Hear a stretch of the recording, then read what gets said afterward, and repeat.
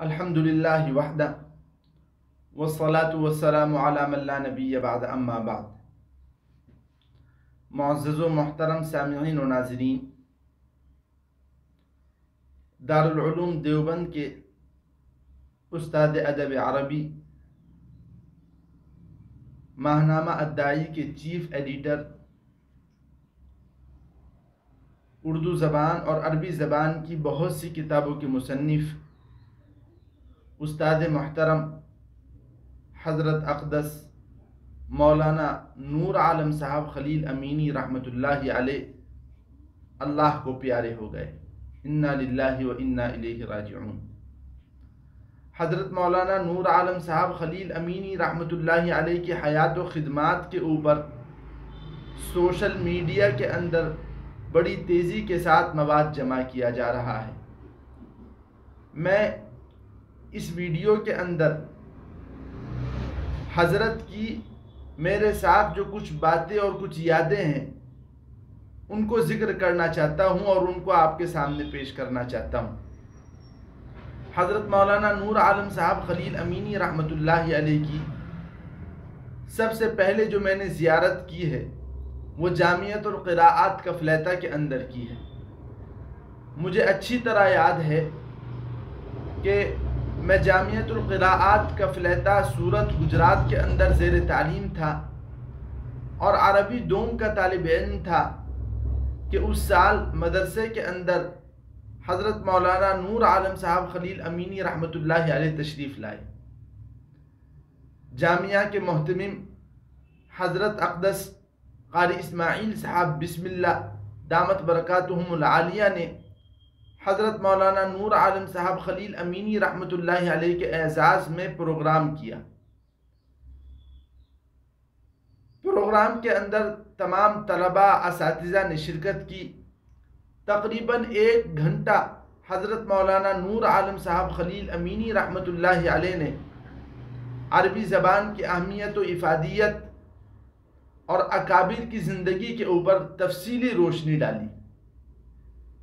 یہ پہلا موقع تھا جس وقت میں نے حضرت مولانا نور عالم صاحب خلیل امینی رحمۃ اللہ علیہ کا نام سنا اور آپ کی زیارت کی۔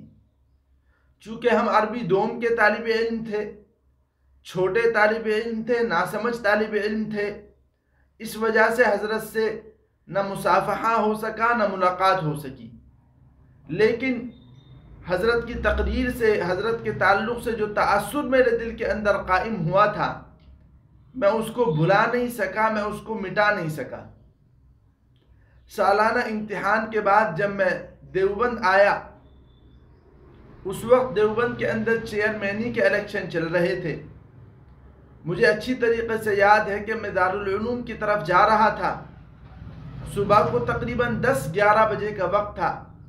میں نے دور سے دیکھا کہ حضرت مولانا نور عالم صاحب خلیل امینی رحمۃ اللہ علیہ 2 طالب علموں کے ساتھ آ رہے ہیں۔ میں نے جب حضرت کو دیکھا تو میرا دل خوش ہو گیا اور میں بڑی تیز رفتاری کے ساتھ حضرت کی طرف بڑھا اور حضرت سے ملاقات کی، مصافحہ کیا۔ حضرت نے پوچھا کہ تمہارا تعارف کیا ہے، تم کون ہو؟ میں نے حضرت سے بتایا کہ حضرت اس سال آپ کا گجرات کا سفر ہوا تھا، جامعۃ القراءات کفلیتہ آپ تشریف لے گئے تھے، وہاں میں نے آپ کی تقریر سنی تو میں آپ سے بڑا متاثر ہوا۔ حضرت نے پوچھا کہ تم کہاں کے رہنے والے ہو؟ میں نے کہا کہ میں دیوبند کا رہنے والا ہوں اور فقیہ الاسلام حضرت مولانا سید اختر حسین میاں صاحب رحمۃ اللہ علیہ کا پوتا ہوں، میاں صاحب کے خاندان سے میرا تعلق ہے۔ حضرت مولانا نور عالم صاحب خلیل امینی رحمۃ اللہ علیہ بڑے اچھے موڈ کے اندر تھے، بہت خوش تھے، فرحاں تھے، شادماں تھے، تو بڑی ہنسی کے ساتھ ملاقات کی، خوشی کے ساتھ ملاقات کی اور کہا کہ میں اکابر کے اوپر قلم اٹھا رہا ہوں، اکابر کے اوپر میرا کام چل رہا ہے، جن بزرگوں کا دارالعلوم کے تعلق سے کام رہا ہے، خدمات رہی ہیں، میں ان بزرگوں کے اوپر لکھ رہا ہوں۔ آپ کے دادا محترم فقیہ الاسلام حضرت مولانا سید اختر حسین میاں صاحب رحمۃ اللہ علیہ کا نام بار بار آتا ہے اور میرا یہ مزاج ہے کہ جب میں کسی بزرگ کا ذکر کرتا ہوں تو میں تاریخ پیدائش بھی ذکر کرتا ہوں اس بزرگ کی، اور اس بزرگ کی تاریخ وفات بھی ذکر کرتا ہوں۔ آپ کے دادا محترم کی مجھے تاریخ وفات تو معلوم ہے، لیکن تاریخ پیدائش معلوم نہیں ہے۔ آپ چونکہ اسی خاندان سے ہیں، حضرت کے پوتے ہیں، اس لیے آپ صحیح تاریخ پیدائش بتا سکتے ہیں۔ میں نے حضرت والا سے وعدہ کیا کہ حضرت والا میں بہت جلد آپ کو والد محترم سے اپنے دادا محترم کی تاریخ پیدائش معلوم کر کے بتا دوں گا۔ حضرت نے مجھے کہا کہ فون پر بتا دینا، اور اگر فون کرو گے تو عصر سے مغرب کے بیچ میں کرنا، یا صبح کو 11 سے 12:30 کے بیچ میں کرنا۔ حضرت چونکہ بہت اصول پسند انسان تھے، اس لیے وقت کی بھی تحدید کر دی کہ اس وقت کے اندر فون کرنا۔ میں گھر گیا اور گھر جا کر میں نے والد محترم سے حضرت دادا محترم کی تاریخ پیدائش معلوم کی، اور 11 بجے کے بعد حضرت کے پاس فون لگایا۔ حضرت نے فون اٹھایا، معلوم کیا کون؟ میں نے کہا میں سید محمد طاہر بول رہا ہوں، حضرت فقیہ الاسلام رحمۃ اللہ علیہ کا پوتا ہوں، اور آپ نے حضرت فقیہ الاسلام رحمۃ اللہ علیہ کی تاریخ پیدائش معلوم کرنی چاہیے تھی، اسی کو بتانے کے لیے فون کیا ہے، اور یہ حضرت کی تاریخ پیدائش ہے۔ حضرت مولانا نور عالم صاحب رحمۃ اللہ علیہ نے یہ کہا کہ میں بوڑھا ہو گیا ہوں، مجھے یاد نہیں رہتا، ذرا قلم کاغذ لینے دو تاکہ میں سن لکھ لوں۔ حضرت نے قلم کاغذ لیا اور فوراً تاریخ پیدائش لکھ لی۔ اس کے بعد سے حضرت کی جتنی تحریروں کے اندر حضرت فقیہ الاسلام رحمۃ اللہ علیہ کا ذکر ملتا ہے تو وہاں پر تاریخ پیدائش بھی درج ہے اور تاریخ وفات بھی درج ہے۔ گزشتہ سال محدث کبیر حضرت مولانا مفتی سعید صاحب پالنپوری رحمۃ اللہ علیہ کی وفات کے موقع پر حضرت مولانا نور عالم صاحب خلیل امینی رحمۃ اللہ علیہ کا بڑا تفصیلی اور پر مغز مضمون منظر عام پر آیا تھا۔ اس میں جہاں حضرت مفتی سعید صاحب پالنپوری رحمۃ اللہ علیہ کے اساتذہ کا ذکر کیا ہے، وہاں حضرت فقیہ الاسلام رحمۃ اللہ علیہ کا نام سر فہرست ذکر کیا گیا ہے، اور اس موقع پر حضرت فقیہ الاسلام رحمۃ اللہ علیہ کی تاریخ پیدائش بھی ذکر کی گئی ہے اور تاریخ وفات بھی ذکر کی گئی ہے۔ عربی سوم کے اندر میرا دارالعلوم کے اندر داخلہ ہوا، ہمیشہ میری یہ تمنا رہی کہ حضرت مولانا نور عالم صاحب خلیل امینی رحمۃ اللہ علیہ کے سامنے زانو تلمس طے کرنے کا موقع ملے، لیکن سوء اتفاق کہ عربی ششم کے اندر میرا نام حضرت مولانا نور عالم صاحب خلیل امینی رحمۃ اللہ علیہ کی ترتیب میں نہیں آ سکا۔ دورے سے فراغت کے بعد تکمیل ادب کے اندر میں نے داخلہ لیا، اور پورے سال حضرت مولانا نور عالم صاحب خلیل امینی رحمۃ اللہ علیہ سے استفادہ کرنے کا موقع ملا۔ المختارات العربیہ ہم نے حضرت مولانا نور عالم صاحب خلیل امینی رحمۃ اللہ علیہ سے پڑھی۔ حضرت کے پڑھانے کا جو اسلوب تھا، حضرت کے عربی سمجھانے کا، عربی سے مناسبت پیدا کرنے کا جو انداز تھا، وہ بالکل منفرد تھا۔ حضرت رحمۃ اللہ علیہ جس طریقے سے جملہ سازی اور پیراگرافنگ کا طریقہ سکھایا کرتے تھے، وہ بالکل اچھوتا اور بالکل ممتاز تھا۔ حضرت کے سبق کا ایک خاص امتیاز یہ تھا کہ حضرت ترجمہ سازی کے اوپر بہت توجہ دیتے تھے، اور طالب علموں کو اس بات کا مکلف بنایا کرتے تھے کہ وہ اچھا ترجمہ کرے، اور بار بار اپنی تقریر کے اندر یہ فرمایا کرتے تھے کہ طلبہ کا مزاج ہے کہ وہ ایسا ترجمہ کرتے ہیں کہ اگر اس کو لکھ دیا جائے تو ایسا محسوس ہوتا ہے کہ پتہ نہیں کون سی زبان لکھ دی گئی ہے۔ اس لکھی ہوئی عبارت کے ذریعے سے کوئی مطلب اخذ نہیں کیا جا سکتا۔ اچھا سلیس ترجمہ ہونا چاہیے، ایسا ترجمہ ہونا چاہیے کہ اگر اس کو عربی عبارت سے کاٹ کر لکھ دیا جائے تو ایسا محسوس ہو کہ اردو زبان کے اندر کوئی بات کہی گئی ہے۔ یہ حضرت کے ترجمے کا امتیاز تھا۔ حضرت اپنے سبق کے اندر خاص طور پر توجہ دیتے تھے، اور جن طالب علموں نے حضرت سے استفادہ کیا ہے، حضرت کی صحبت کے اندر رہے ہیں اور حضرت سے خوب فیض حاصل کیا ہے، ان کے اندر یہ خصوصیت ہوتی ہے کہ وہ اچھا ترجمہ کرنے کا سلیقہ اپنے اندر پاتے ہیں۔ حضرت رحمۃ اللہ علیہ سبق کے دوران بعض ایسے نکتے بیان کیا کرتے تھے جو بڑے گہرے ہوا کرتے تھے۔ حضرت رحمۃ اللہ علیہ نے ایک موقع کے اوپر ارشاد فرمایا کہ ہر انسان کا ایک اختصاص ہوتا ہے، ہر انسان کسی فن کو اپنا خاص موضوع بنا لیتا ہے.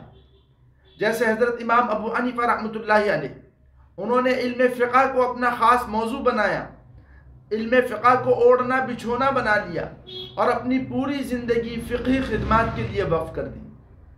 لوگ یہ سمجھتے ہیں کہ حضرت امام صاحب رحمۃ اللہ علیہ کا مقام اور آپ کو جو امامت کا درجہ حاصل ہے وہ صرف علم فقہ کے اندر حاصل ہے، حالانکہ ایسا نہیں ہے. حضرت امام صاحب رحمۃ اللہ علیہ جس طریقے سے علم فقہ کے امام ہیں، اسی طریقے سے حضرت امام صاحب رحمۃ اللہ علیہ حدیث کے بھی امام ہیں. حضرت امام صاحب رحمۃ اللہ علیہ تفسیر کے بھی امام ہیں. حضرت امام صاحب رحمۃ اللہ علیہ نحو اور صرف کے بھی امام ہیں. حضرت امام صاحب رحمۃ اللہ علیہ عربی زبان و ادب کے بھی امام ہیں.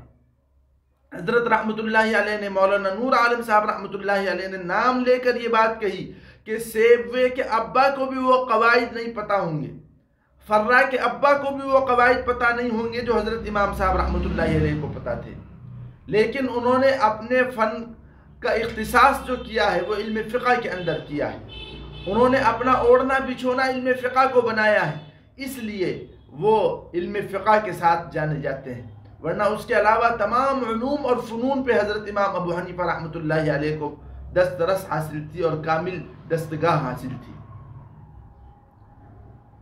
حضرت مولانا نور عالم صاحب رحمۃ اللہ علیہ نے ایک موقع پر ارشاد فرمایا دوران سبق کہ کسی انسان کے بارے میں اچھائی یا برائی کا فیصلہ وہی شخص کر سکتا ہے جس نے اس انسان کی صحبت برداشت کی ہو، کچھ وقت اس کے ساتھ گزارا ہو. اگر کوئی شخص ایسا ہے جس نے ایک مجلس کے اندر شرکت کی یا دو مجلس کے اندر شرکت کی ہے یا ایک دو مرتبہ ملاقات کی ہے، اسے اس بات کا حق نہیں ہے کہ وہ اس انسان کے بارے میں اچھا یا برا ہونے کا فیصلہ کرے. اس مضمون کی وضاحت کرتے ہوئے حضرت نے فرمایا بعض مرتبہ ایسا ہوتا ہے کہ ایک انسان ہے، وہ صحیح ہے، نمازوں کا پابند ہے، لیکن بہت زیادہ خشیت اس کے اوپر طاری نہیں ہوتی. لیکن کبھی کسی موقع کے اوپر جہنم کا ذکر آ گیا یا جنت کا ذکر آ گیا اور جہنم یا جنت کا ذکر کرتے ہوئے آنکھ سے آنسو جاری ہو گیا، تو جو شخص ایسا ہوگا جو پہلی مرتبہ مجلس میں شریک ہوا ہے وہ یہ تاثر قائم کر لے گا کہ یہ تو بڑا بزرگ آدمی ہے، یہ تو بڑا اللہ کا ولی آدمی ہے، یہ تو بڑا متقی پرہیزگار آدمی ہے. حالانکہ وہ اتنا بڑا متقی اور پرہیزگار آدمی نہیں ہے. اسی طریقے سے بعض مرتبہ ایسا ہوتا ہے بڑا متقی پرہیزگار انسان ہے، لیکن کسی مجلس کے اندر کوئی شعر پڑھا، اس شعر کا ترجمہ کیا، اس کی تشریح کی اور اس کی وضاحت کرتے ہوئے کچھ عشق و معاشقے کی بات آ گئی، تو جس شخص نے اسی مجلس کے اندر شرکت کی ہے وہ اس کے بارے میں یہ فیصلہ کر لے گا کہ یہ تو بڑے عاشقانہ مزاج کا انسان ہے، یہ تو کوئی بزرگ آدمی نہیں ہے، یہ تو کوئی تقوی شعار آدمی نہیں ہے، یہ تو کوئی عبادت گزار آدمی نہیں ہے. تو ظاہر ہے یہ دونوں فیصلے وقتی فیصلے تھے اور صحیح فیصلہ اسی شخص کا ہو سکتا ہے جس نے کسی کی صحبت کو برداشت کیا ہو. تو اس طریقے کے بہت سی گہری گہری باتیں اور بڑی علمی باتیں حضرت رحمۃ اللہ علیہ اپنے سبق کے اندر بیان کیا کرتے تھے. ان باتوں کو جب ہم سنتے تھے تو ہمیں اندازہ ہوتا تھا کہ حضرت رحمۃ اللہ علیہ کا علمی مقام کتنا اونچا ہے، حضرت کا مطالعہ کتنا گہرا ہے. اکابر دیوبند کا جو مطالعہ انہوں نے کیا، یقیناً آج کے دور میں ایسا آدمی ملنا مشکل ہے. میرا حضرت سے بڑا تعلق تھا.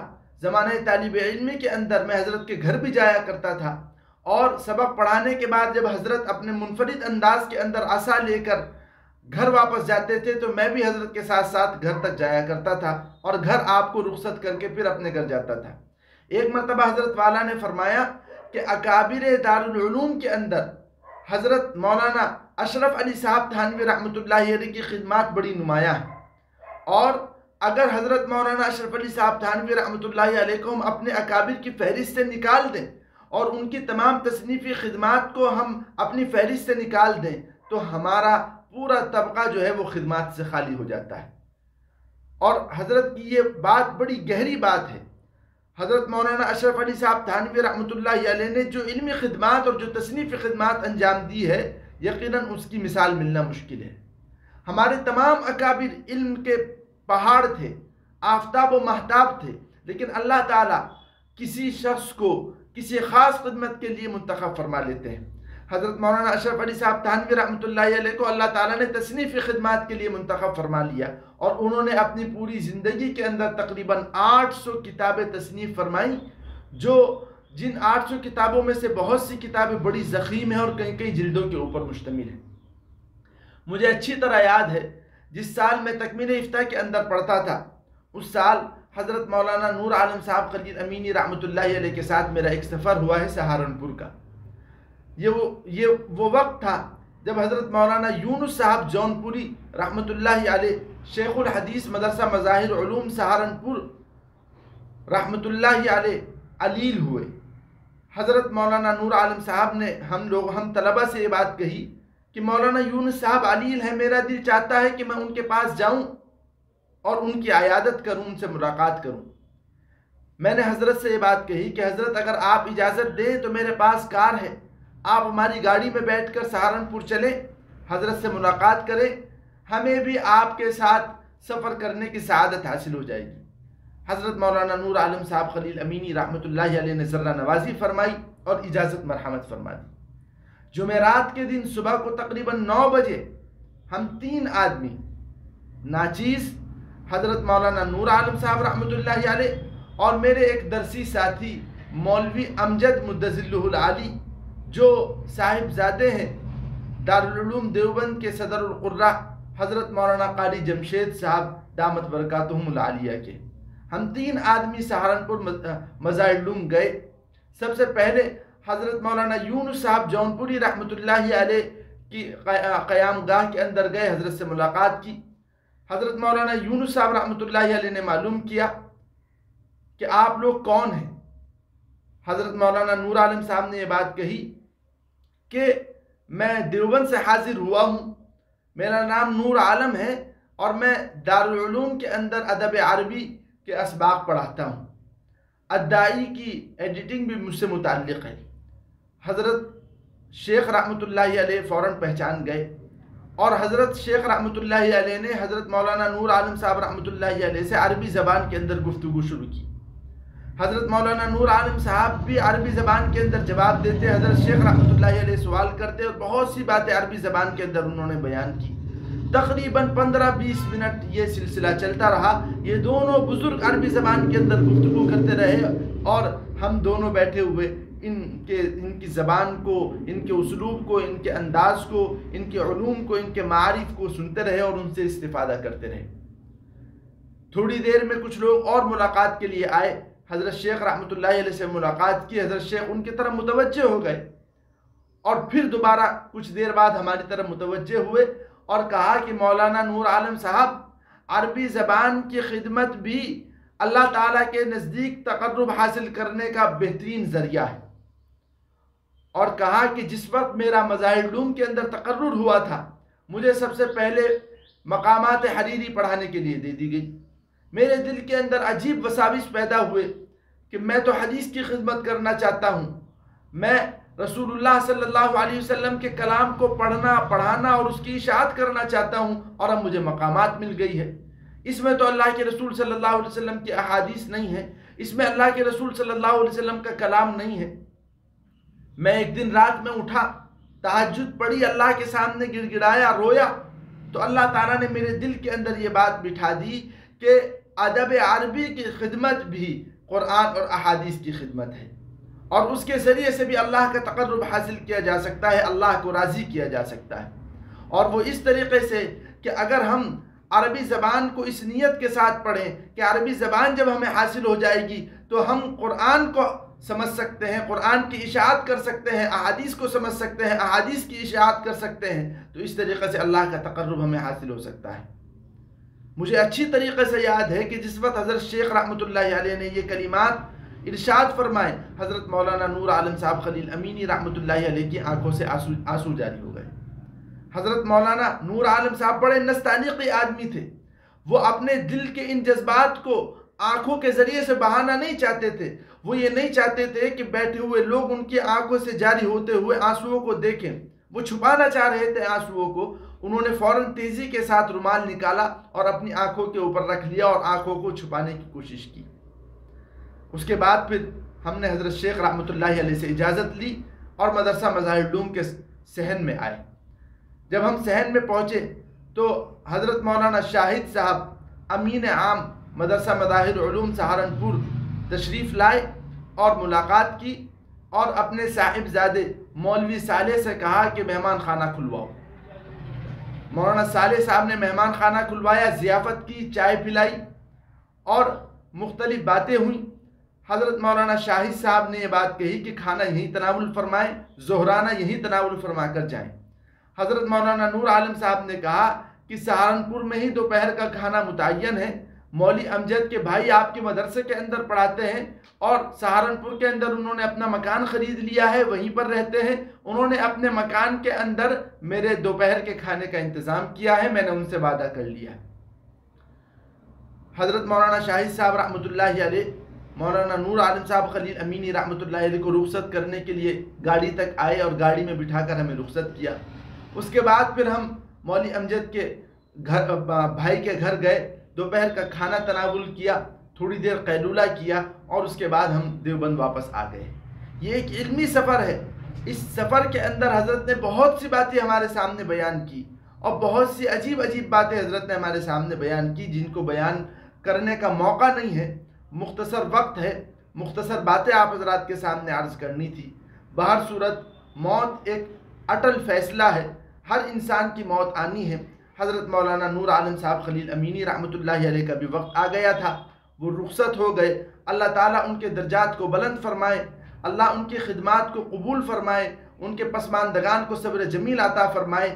بس دل کے اندر ایک کڑھن ہے کہ جب حضرت مولانا وحید الزماں کیرانوی رحمۃ اللہ علیہ کا انتقال ہوا تو ان کے انتقال کے بعد ان کا ایک جانشین اور ان کا ایک خلف موجود تھے، ان کے ایک مائناز شاگرد موجود تھے جن کا نام تھا حضرت مولانا نور عالم صاحب خلیل امینی رحمۃ اللہ علیہ۔ لیکن حضرت مولانا نور عالم صاحب کے انتقال کے بعد ہمیں کوئی ایسا آدمی نظر نہیں آتا جو حضرت مولانا نور عالم صاحب خلیل امینی رحمۃ اللہ علیہ کی جگہ لے سکے۔ بہر صورت اللہ تعالیٰ کی قدرت سے کچھ بعید نہیں کہ وہ کوئی ایسا انسان پیدا کر دے آپ کے تلامذہ میں جو آپ کی جگہ کو لے سکے اور آپ کے انتقال سے جو خلا پیدا ہوا ہے اس کی تلافی ہو سکے۔ اللہ تعالیٰ ہم تمام لوگوں کو حضرت کے نقوش قدم کے اوپر چلنے کی توفیق عطا فرمائے۔ وآخر دعوانا الحمدللہ رب العالمین۔